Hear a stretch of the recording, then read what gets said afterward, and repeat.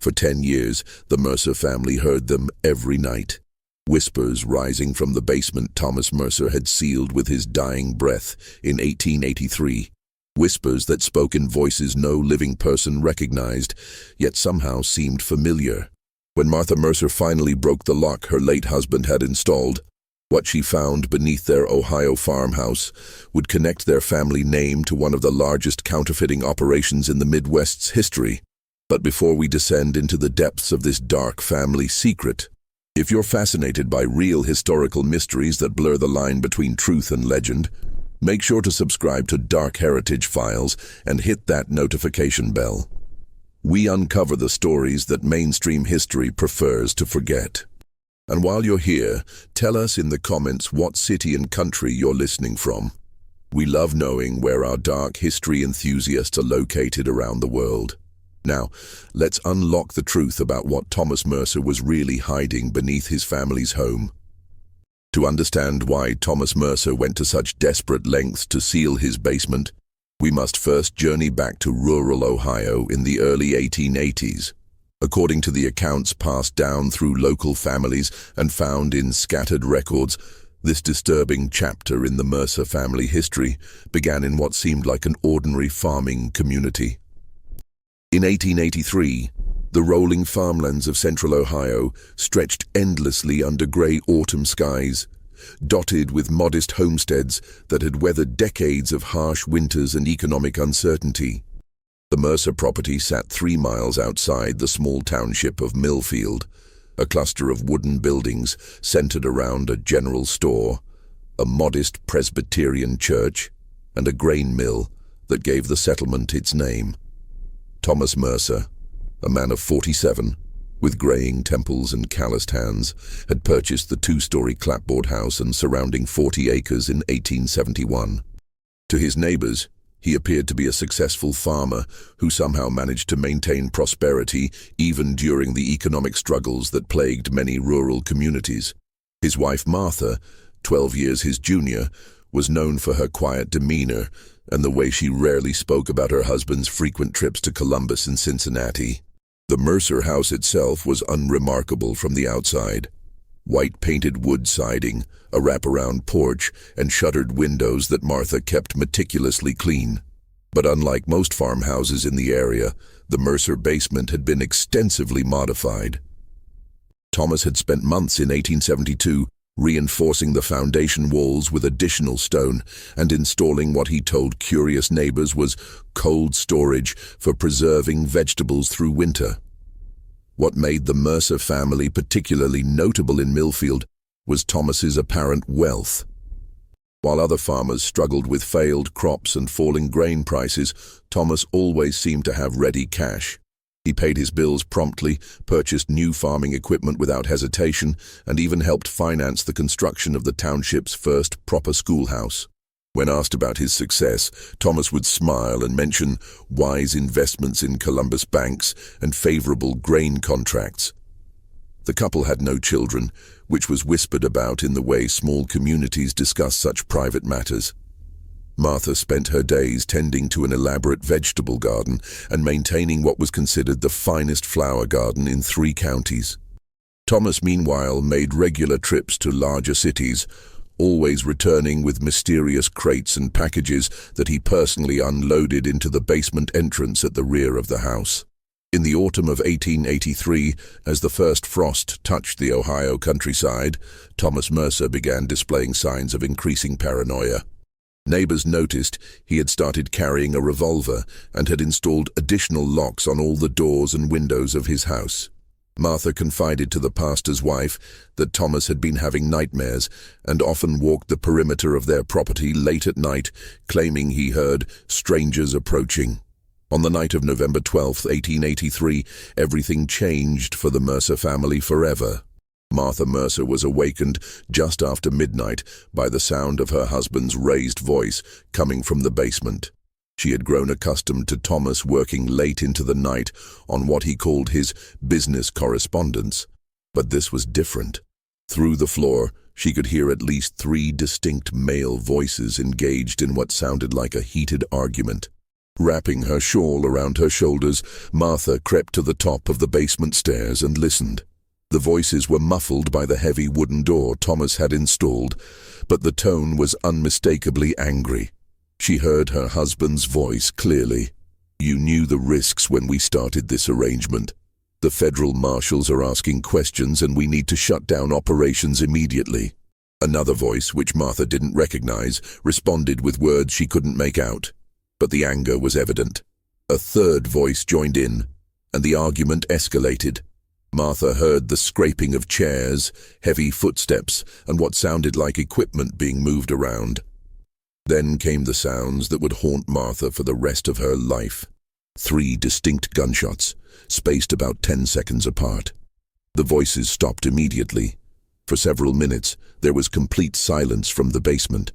Then Martha heard only her husband's footsteps moving around below, accompanied by strange mechanical sounds she had never heard before. When Thomas finally emerged from the basement 3 hours later, his clothes were disheveled, and he carried the smell of machine oil and something else Martha couldn't identify.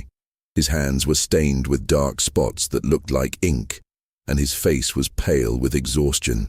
Without explanation, Thomas immediately began installing additional locks on the basement door, working feverishly with tools and hardware he had apparently prepared in advance. "What happened down there, Thomas?" Martha asked, her voice barely above a whisper. Thomas stopped his work and looked at his wife with eyes she had never seen before. Eyes filled with what she would later describe as the look of a man who had crossed a line he could never uncross. "There were intruders," he said simply. "Men who came to steal from us. They won't be troubling us again." But Martha knew her husband was lying. She had heard the voices talking before the gunshots, heard the familiarity in their tones. These weren't strangers or thieves. These were men Thomas had known, men he had worked with. Over the following week, Thomas worked day and night to seal the basement completely. He installed a complex system of locks, nailed boards across the doorframe, and even bricked up the exterior basement entrance.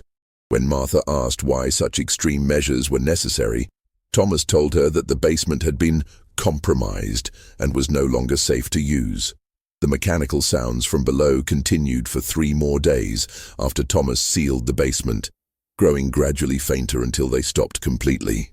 Thomas explained these noises as the settling of damaged foundations and forbade Martha from discussing them with anyone.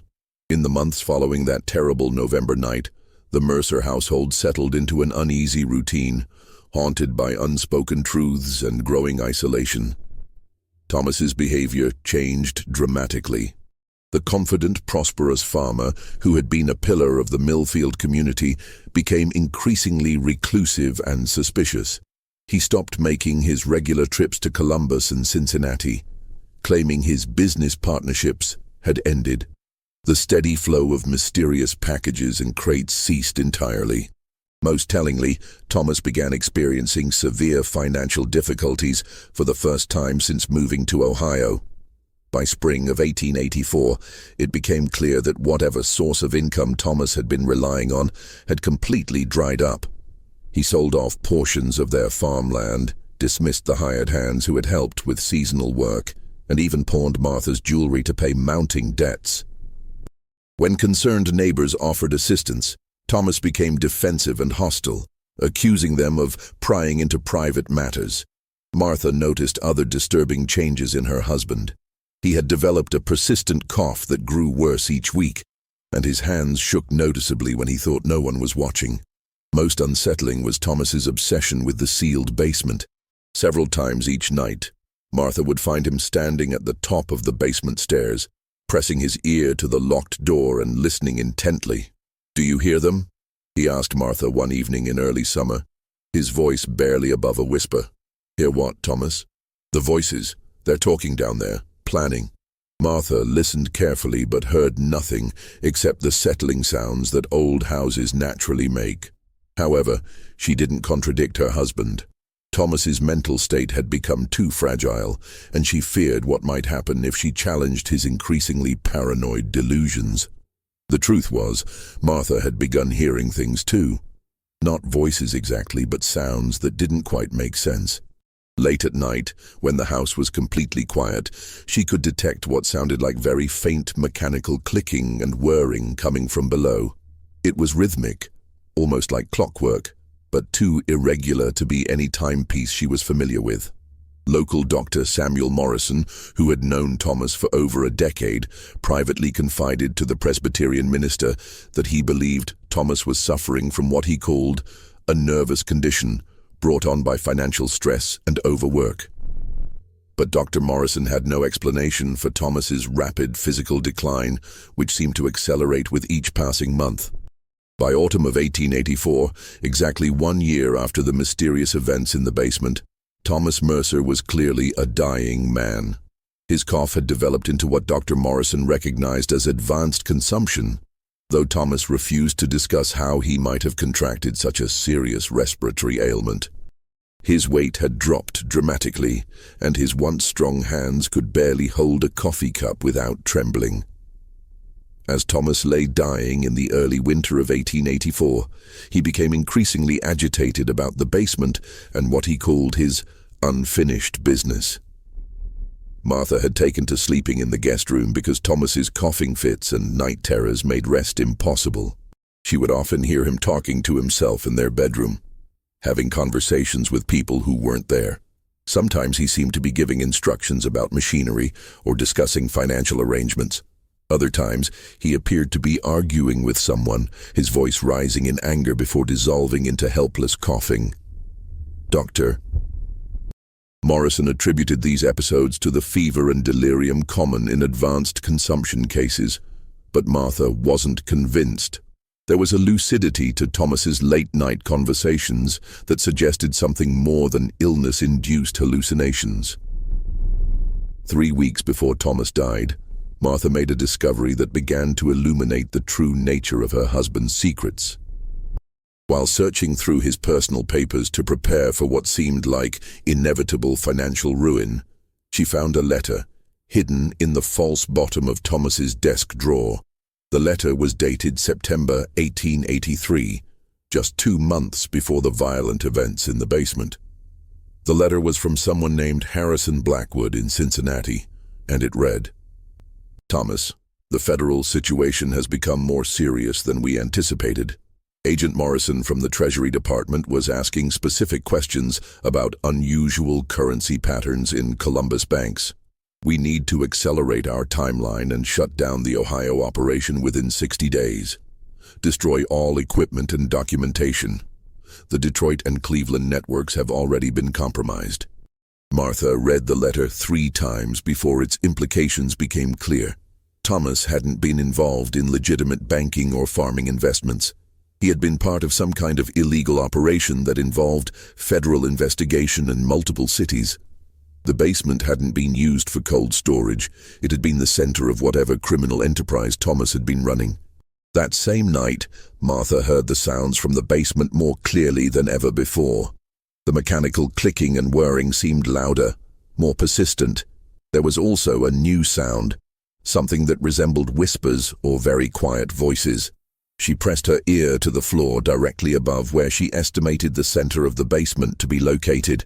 The sounds were definitely mechanical, but there was a rhythm to them that almost resembled human speech.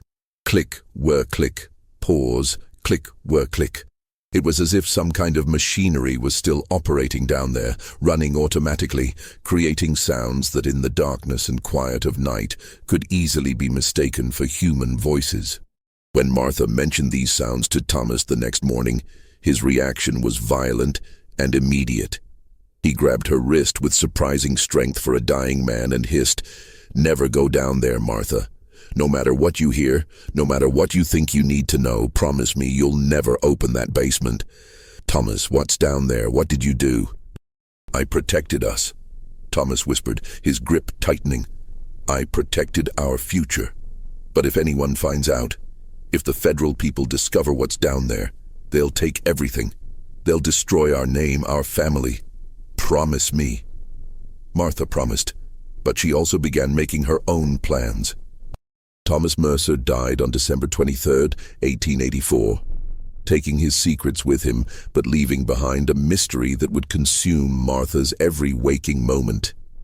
The funeral was sparsely attended. Many former friends and neighbors had distanced themselves from the Mercer family as Thomas's behavior became increasingly erratic over his final year. Even Pastor Williams, who delivered the eulogy, kept his remarks brief and generic, avoiding any mention of Thomas's life before his illness. In the days following the funeral, Martha found herself alone in the house with debts she couldn't pay and a sealed basement she had promised never to open.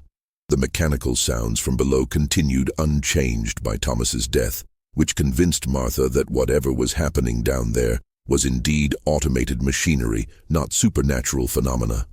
However, the whisper-like quality of the sounds had become more pronounced.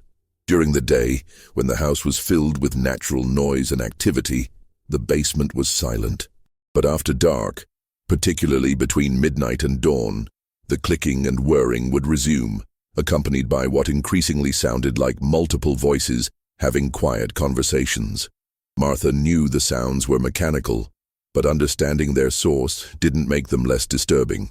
Each night, she would lie in bed listening to the rhythmic clicking that seemed to echo human speech patterns. It was as if the machinery below was trying to communicate, trying to tell her something important about what had happened in that basement. 2 weeks after Thomas's funeral, Martha received an unexpected visitor. A well-dressed man in his 30s introduced himself as Federal Agent Henry Crawford from the Treasury Department. Agent Crawford was polite but persistent in his questions about Thomas's business activities and the basement of their house. "Mrs. Mercer, our investigation has revealed that your late husband may have been involved in activities that concerned federal authorities.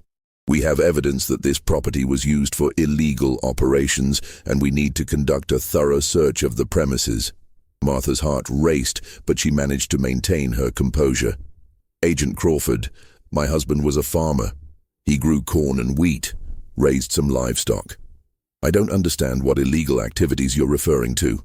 Agent Crawford consulted a notebook before responding. "Mrs. Mercer, we have financial records showing that your husband made regular large deposits to Columbus banks over a period of several years. These deposits were always in cash, and the bills showed serial number patterns consistent with counterfeit currency. We believe your husband was part of a counterfeiting operation that extended across multiple states." The word counterfeiting hit Martha like a physical blow. Suddenly everything made sense. Thomas's mysterious wealth, the secretive basement operations, the packages and equipment, the federal investigation, and most importantly, the events of November 12, 1883. "I need to search your basement, Mrs. Mercer. Federal warrants give me the authority to examine any buildings on this property." Martha felt trapped between her promise to her dying husband and the reality of federal investigation. But then she realized she might have a way to protect herself while satisfying the agent's requirements. "Agent Crawford, I'd be happy to cooperate with your investigation, but there's a problem. My husband sealed the basement completely before he died. He told me it was due to structural damage, but now I'm beginning to wonder if there were other reasons. The door is locked and barricaded, and I don't have access." This was technically true, though Martha had deliberately avoided mentioning that she had been considering breaking the seals herself. Agent Crawford examined the basement door and the extensive barriers Thomas had constructed. "Mrs. Mercer, this level of security is far beyond what anyone would install for structural damage. Your husband was clearly trying to hide something significant down there." That night, after Agent Crawford had left with promises to return the following week with additional equipment and personnel, Martha made her decision. She would open the basement herself before the federal agents returned. Whatever Thomas had hidden down there, she needed to see it first. She needed to understand what her husband had done and what dangers still lurked beneath their home. On the night of January 15, 1885, Martha Mercer finally broke her promise to her dying husband. Working by lamplight, she used Thomas's own tools to systematically remove the locks, boards and barriers he had installed to seal the basement. Each piece of the elaborate security system that came away revealed the desperate thoroughness with which Thomas had tried to hide his secrets. The mechanical sounds from below grew louder as Martha worked, as if the machinery sensed that its long isolation was about to end. The whisper-like quality of the sounds became more pronounced, creating an eerie backdrop to her dangerous work. When Martha finally opened the basement door, the smell that emerged nearly overwhelmed her. It was a mixture of machine oil, ink, damp paper, and something else. Something organic and unpleasant that she didn't want to identify. Carrying her lamp carefully, Martha descended the wooden stairs into Thomas's hidden world. The basement had been transformed into something that resembled a small factory. Against the far wall stood an enormous printing press, clearly of professional quality and obviously expensive. Tables were covered with metal plates, bottles of ink, stacks of paper, and tools she didn't recognize. The mechanical sounds were coming from a water-powered mechanism that was still operating, connected to an underground spring that Thomas had apparently tapped to provide consistent power. But it was what Martha found in the corner that made her understand the true horror of what Thomas had done. 3 men's bodies lay under canvas tarps, apparently where they had fallen over a year ago. Even in the poor light, Martha could see that they had been shot at close range. These were the sources of the voices she had heard arguing with Thomas on that terrible November night. Near the bodies, Martha discovered stacks of counterfeit $20 bills, metal printing plates with intricate engravings, and correspondence that revealed the scope of Thomas's operation. Letters from contacts in Detroit, Cleveland, Cincinnati, and Louisville showed that Thomas had been part of a sophisticated counterfeiting network that had produced thousands of dollars in fake currency over several years. One particular letter, dated October 1883, explained everything. Harrison Blackwood had written, "Thomas, federal agents are closing in on our entire operation. They've traced counterfeit bills to banks in Ohio and are conducting systematic investigations. We need to shut down immediately and eliminate all evidence. The Detroit operation was raided last week, and 3 men were arrested." Martha realized that the 3 dead men in the basement were likely Thomas's partners who had come to help destroy the evidence. But instead of destroying the operation, Thomas had killed them to ensure their silence, then sealed the basement to hide both the bodies and the counterfeiting equipment. The most disturbing discovery was a detailed journal in Thomas's handwriting that documented the entire operation. He had been producing counterfeit currency since 1876, using his farm as a cover for distribution throughout the Midwest. The journal included names, dates, financial records, and even descriptions of how federal agents were getting closer to exposing the network. The final entry, dated November 13th, 1883, the day after the murders, read, "Harrison, Samuel, and David are no longer a concern. The federal investigation ends here. I have sealed the operation permanently. Martha knows nothing and must never know. The machinery will continue running automatically until the spring mechanism fails. By then, this will all be forgotten." But Thomas had underestimated both Martha's curiosity and the persistence of federal investigators. Martha Mercer spent the remainder of that long night in the basement, reading through Thomas's records and understanding the full scope of what her husband had been involved in. The counterfeiting operation had been sophisticated and profitable, generating what would be equivalent to hundreds of thousands of dollars in today's currency. Thomas had used his farm as a perfect cover, with the isolated location and frequent trips to various cities, providing ideal conditions for both production and distribution of counterfeit money. The 3 dead men were Harrison Blackwood from Cincinnati, Samuel Morrison from Columbus, and David Fletcher from Louisville, all respected businessmen who had secretly been part of the counterfeiting network. When federal pressure intensified, they had come to Ohio to help Thomas destroy all evidence of their operation. Instead, Thomas had decided that permanent silence was the only way to protect himself. The mechanical sounds that had haunted the house for over a year were caused by the water-powered printing press, which had continued operating automatically thanks to Thomas's ingenious spring-fed system. The rhythmic clicking and whirring that sounded like whispers were simply the normal operating sounds of printing machinery echoing through the enclosed basement space. Martha realized that she faced an impossible choice. She could contact Agent Crawford and reveal everything, which would expose Thomas's crimes but also likely result in federal seizure of their property and possible criminal charges for her own inadvertent involvement. Or she could try to hide the evidence herself, though the federal investigation was clearly too advanced to be stopped. In the end, Martha chose a third option. She gathered all of Thomas's records, the remaining counterfeit currency, and the printing plates, and burned them in the basement's furnace. She left the bodies where they lay and resealed the basement exactly as Thomas had done, but not before disabling the water mechanism that had kept the printing press running. When Agent Crawford returned the following week with equipment to break into the basement, Martha told him she had discovered that the basement had suffered a cave-in during the winter, making it completely inaccessible and dangerous. She showed him cracks she had deliberately created in the foundation and explained that the structural damage Thomas had mentioned was worse than anyone had realized. The federal investigation eventually moved on to other leads, though Agent Crawford remained suspicious. However, without access to the basement or any physical evidence, the case against Thomas Mercer was ultimately closed as inconclusive. Martha sold the farm in the spring of 1885 and moved to California, where she lived quietly for the rest of her life. She never spoke about what she had discovered in the basement, and the property changed hands several times over the following decades.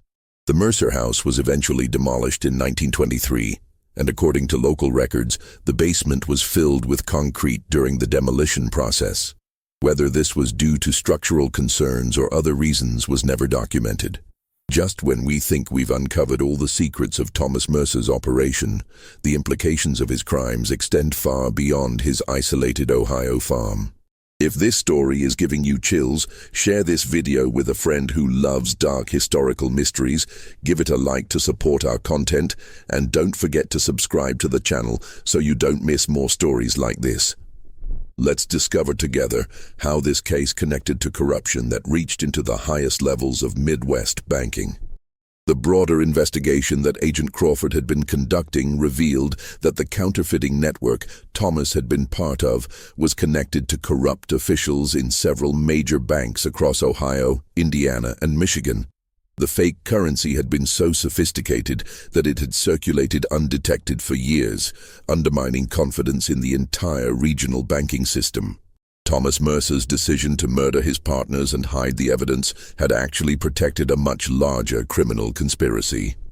If Harrison Blackwood, Samuel Morrison, and David Fletcher had lived to be arrested and questioned by federal agents, their testimony might have exposed dozens of other conspirators and led to one of the largest financial crime prosecutions in 19th century American history. Instead, their deaths in that Ohio basement ensured that the full scope of the counterfeiting operation remained hidden for decades. Some historians believe that Thomas's actions inadvertently protected corrupt banking practices that continued well into the 1890s, affecting thousands of innocent people throughout the Midwest. This mystery shows us how a single man's desperate decision to protect his secrets can have consequences that ripple through history in ways never intended. What do you think about Martha Mercer's choice to hide the evidence rather than expose her husband's crimes? Do you think she was protecting herself or protecting the memory of their marriage? Leave your thoughts in the comments below. If you enjoyed this dark chapter of American history and want more stories about the crimes and secrets hidden in our past, subscribe, activate the bell notification, and share with someone who appreciates the darker side of history. See you in the next video.